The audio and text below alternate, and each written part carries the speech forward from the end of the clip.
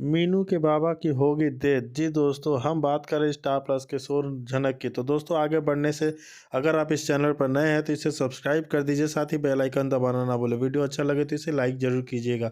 चलिए आगे बढ़ते हैं दोस्तों। जैसे मोस्ट पॉपुलर सीरियल झनक के आने वाले अपकमिंग अपडेट्स बताने वाले हैं।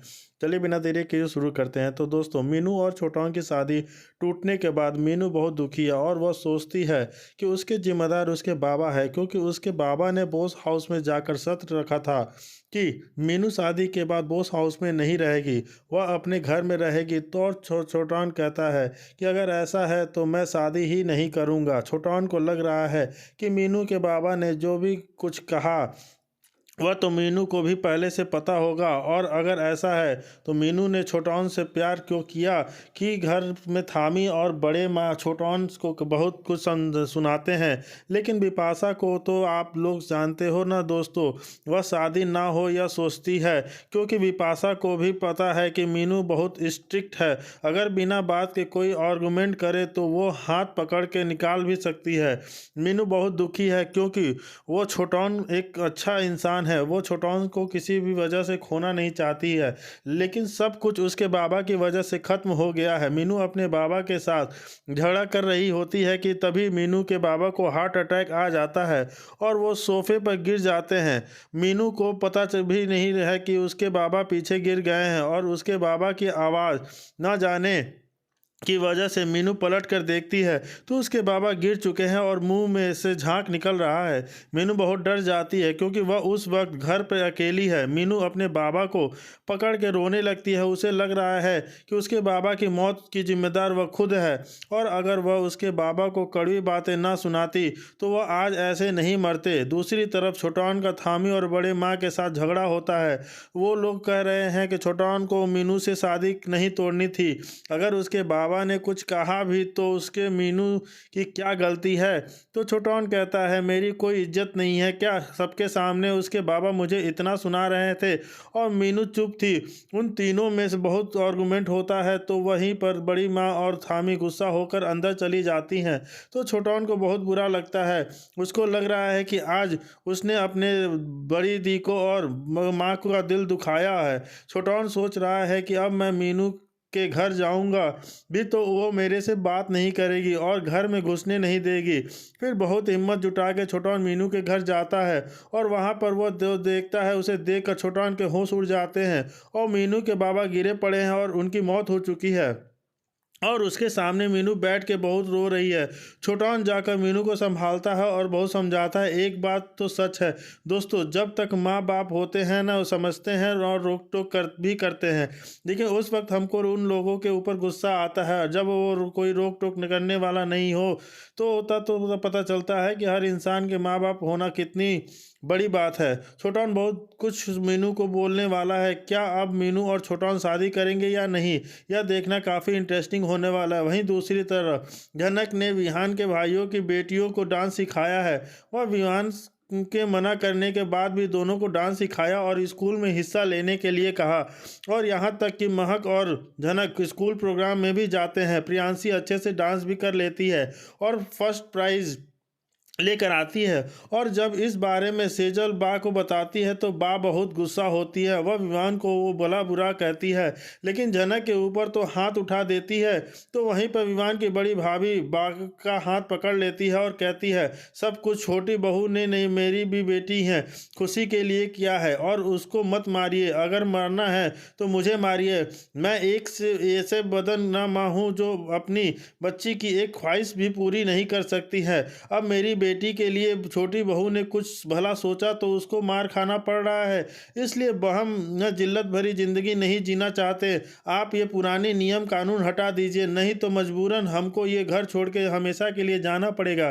प्राची की बात सुनकर विवान की माँ कहती है, देखा विवान, आज तक कोई मेरे सामने बात नहीं कर पाता था, आज तेरी बीवी की वजह से कोई भी मेरे साथ नहीं रहना चाहता। विवान यह सब देखकर झनक के ऊपर बहुत खुश होता है, क्योंकि झनक ने प्रियांशी के लिए इतना बड़ा जोखिम उठाया, यह जानते हुए भी कि अगर बा को इस बारे में पता चल गया तो वह पूरा घर सर पे उठा लेंगी। आज अवनी की वजह से विवान की बड़ी भाभी ने पहली बार बा से झगड़ा किया है और प्रियांशी की बहुत खुश नज़र आ रही है। सिर्फ अवनी की वजह से विवान को अब धीरे धीरे झनक से प्यार होने लगता है और विवान सोच रहा है कि जाना कि अगर अनिरुद्ध ज़रूरत है तो वैसे भी मैं कब तक इस लड़की को एक झूठे शादी के रिश्ते में रखूंगा। विवान सोचता है कि अगर इस लड़की से सचमुच की शादी करूंगा। विवान यह सोच ही रहा होता है कि तभी अनिरुद्ध का फोन आता है। अनिरुद्ध विवान से कहता है कि अर्शी की तबीयत बहुत खराब है, पता नहीं इसको क्या हुआ है।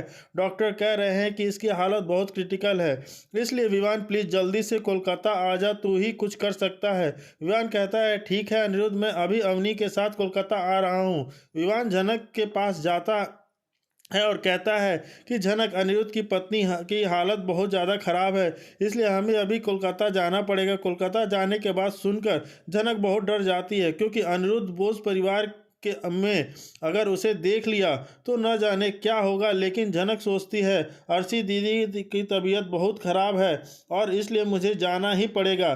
फिर बाद में जनक और जब विमान अनिरुद्ध को कोलकाता पता चलेगा कि जो अर्शी है वो नाटक कर रही है और यहाँ पे अर्शी अपने मन में कहती है सारे पुर्जे सही सलामत हैं, जान बची तो लाखों पाए, नहीं नहीं ऊपर वाले चाहा तो करोड़ों पाएंगे, well done, best performer award तो ना मुझे ही मिलेगा।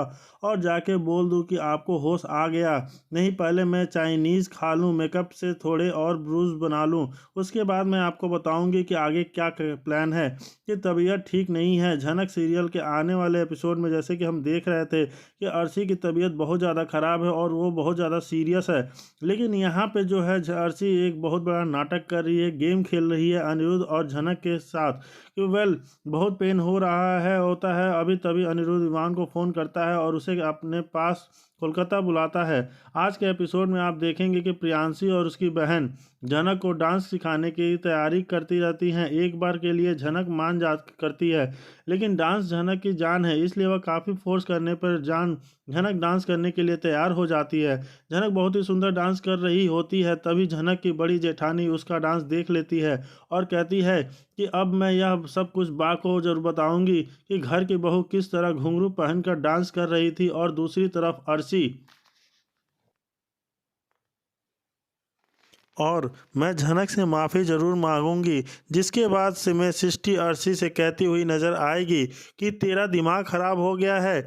तो वह अर्शी अपनी माँ से कहेगी अब मैं आपकी कोई भी बात तो बिल्कुल भी नहीं मानूंगी और मैं झनक से हाथ जोड़कर माफ़ी ज़रूर मांगूंगी। यह सब कुछ जो विनायक सुन लेते हैं और वो अर्शी की इस बात से सहमत हैं। जी हाँ दोस्तों, आप लोगों को यह बहुत ही जल्दी ट्रैक देखने को मिलेगा।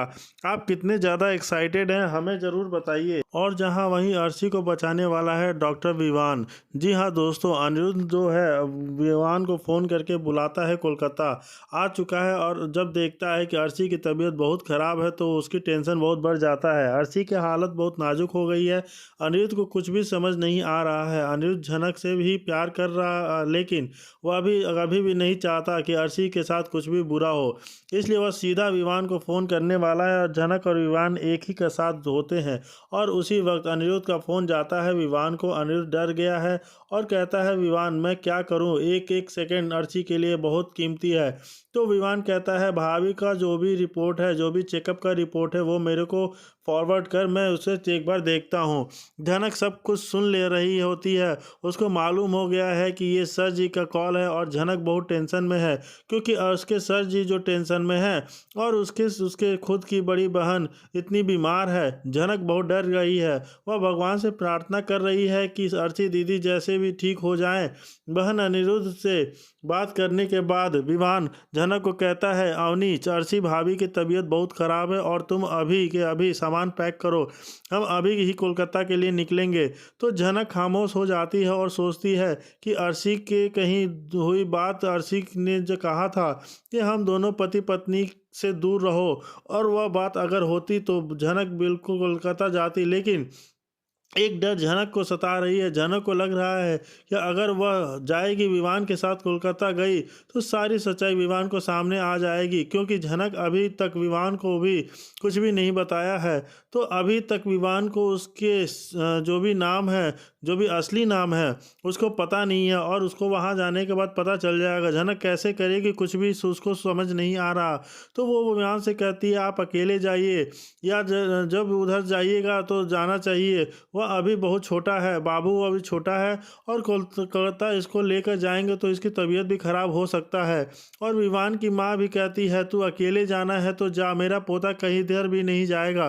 झनक कोलकाता जाना नहीं चाहती क्योंकि उसे लग रहा है कोलकाता जाएगी तो अनिरुद्ध और उसके बारे में विवान को पता चल जाएगा और विवान झनक को साथ में लेकर जाना चाहता है क्योंकि वह जानता है उसकी माँ झनक को घर पर बहुत परेशान करेगी।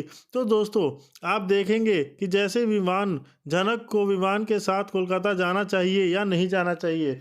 और अनिरुद्ध यहाँ पे अर्शी से कहता है कि मैंने जो झनक कर देखा है, विवान मेरा अच्छा दोस्त है, विवान झनक का बहुत अच्छे से ख्याल रखेगा, झनक को एकदम रानी बनाकर रखेगा, झनक हमेशा उसके साथ खुश रहेगी। तो झनक को मैं देख कर आया हूँ, बहुत खुश है अपने परिवार में। तो दोस्तों यह बात सुनकर अर्शी भी नाटक करने लग जाएगी और कहेगी कि चलो झनक अब सही सलामत है ना, तो एक बार मुझे भी झनक से मिलना है, मैंने भी झनक के साथ बहुत ही ज़्यादा बुरा किया है, तो एक बार मैं उससे मिलकर सॉरी कहना चाहती हूँ कि क्योंकि दोस्तों अभी अर्शी जो है अपने तेवर बदल चुकी है, बिल्कुल ही अपने बिहेवियर को चेंज कर दिया है, ऐसे बिहेव कर रही है कि जैसे उसे बहुत सी बातों का अफसोस है, यानी अपने किए हुए गुनाहों को माफ़ी मांगना चाहती है, उसने जो भी अपराध किए हैं उसके लिए क्षमा मांगना चाहती है और झनक के सामने वो गिल्टी फील करना चाहती है कि मैंने तुम्हारे साथ बहुत बुरा किया। यहाँ पे अर्शी चैन की सांस इसलिए भी लेना वाली है क्योंकि अनिल उसे यह बताएगा कि झनक ने शादी कर ली है, झनक ने शादी कर ली है, तो इसका साफ साफ मतलब यही हुआ कि झनक अब अनिरुद्ध की ज़िंदगी में कभी नहीं आ सकती है और ना ही अब अनिरुद्ध झनक के पीछे भाग सकता है क्योंकि दोनों की शादी हो चुकी है, दोनों के परिवार है, तो अब इन दोनों को लिहाजा रखना चाहिए कि एक दूसरे के फैमिली में एक दूसरे की ज़िंदगी में इंटरफेयर ना करें। लेकिन दोस्तों यहाँ बताया जा रहा है कि अर्शी की कॉम्प्लिकेशंस काफ़ी ज़्यादा बढ़ने वाली है।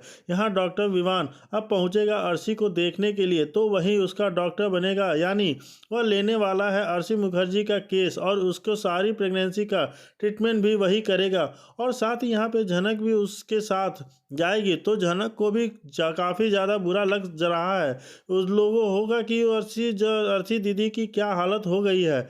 और तो यहाँ पे आप देखने वाले हैं अर्शी मुखर्जी की खूब सेवा करने वाली है झनक जी। हाँ, झनक खूब सेवा करेगी अपने अर्शी दीदी की ताकि उनके बच्चे को कुछ ना हो जाए।